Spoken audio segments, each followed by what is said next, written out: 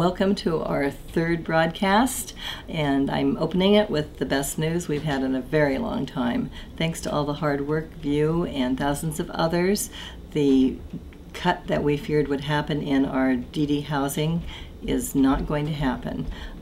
We were expecting to have a 4% cut that would dramatically affect our services and our entire organization.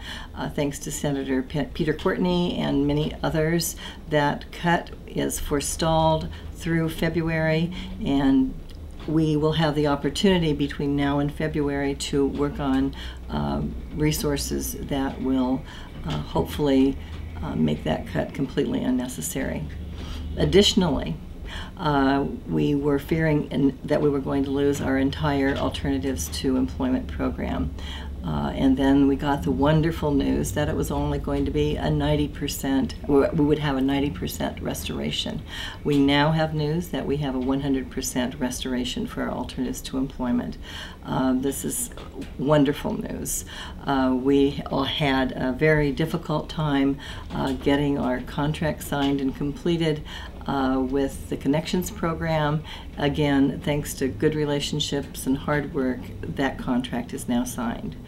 We still face some serious cuts and some serious issues with our EARN program, and Margie and her team have been working hard to find alternatives to not only continue the service but to expand in certain areas. And you can look forward to a broadcast from her coming up soon where she'll be describing a little bit of what's happening, what has happened, but most importantly, what plans are.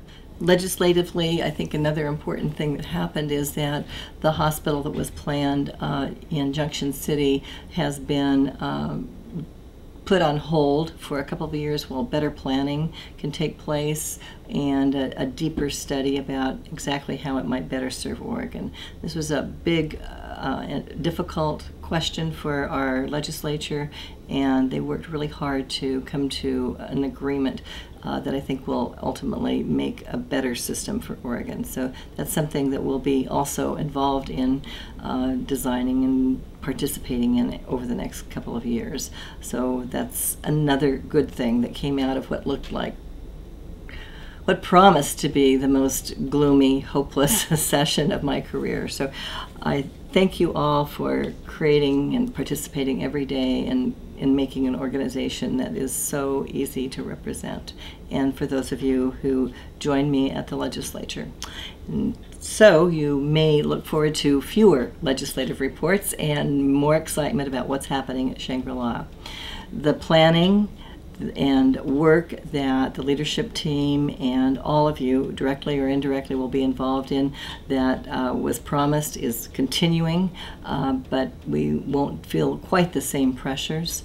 We're not home free. We're still going to have to make changes in our organization that may result in the dreaded word cut. We don't know yet. We're just starting to work on the budget again now that we know or are closer to knowing exactly what our revenues will be. So we'll keep you posted on that, and remember, we're always open to ideas and questions. I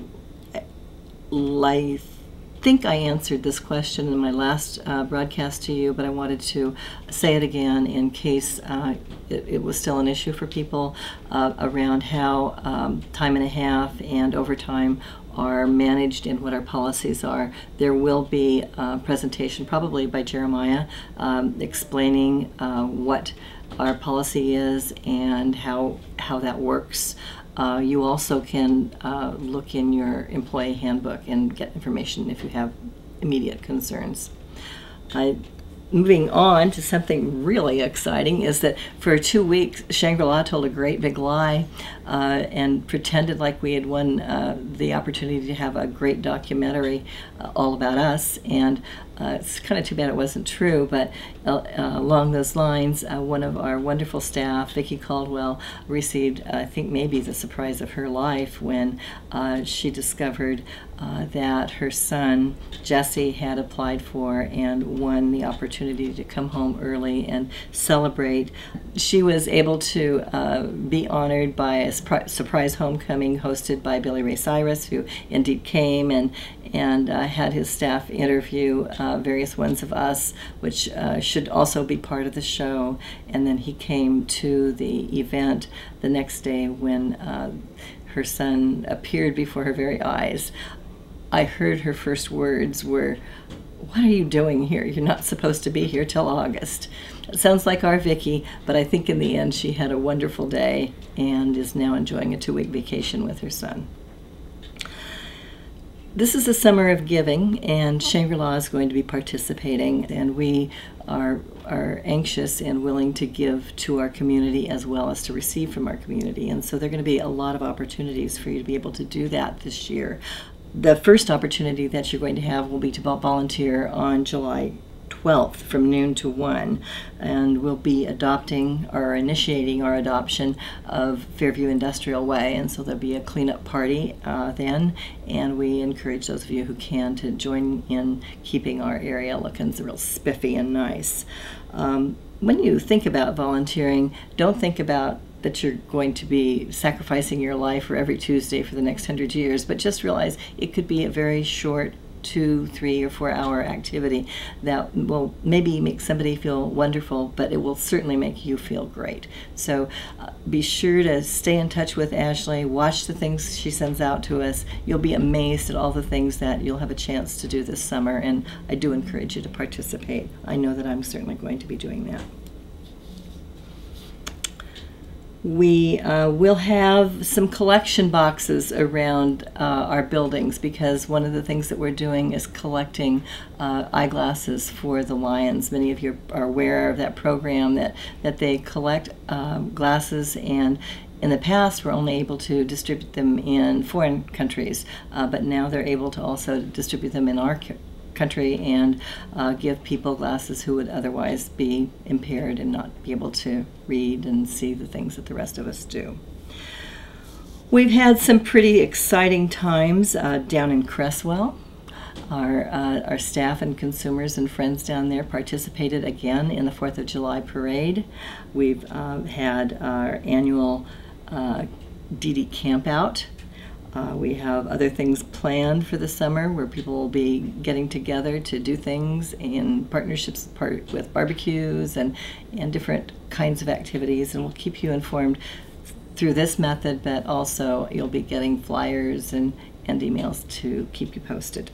I'd just like to remind all of you to send in your questions, your thoughts, and anything that you'd like to have covered. If somebody would like to join me, I'd love to have the company, so please get in touch with either Nick or Victor or Michelle or Jason and tell them that you just want to be a movie star and come on to the show. Additionally, speaking of being public, I've made the commitment, and the team's going to be fixing me a Facebook. Not quite sure what that's all about. We're going to have to teach me all about the boundaries so I can struggle through, like some of the rest of you have, about trying to figure out how to use social media and be part of social media and incorporate it in my job and in my life. So, just in closing, I want to thank you again for all of the work you've done and remind you to watch for these broadcasts. And you have Margie coming up soon, and also you'll be getting a broadcast, I think, on the ASP program as well. Signing off.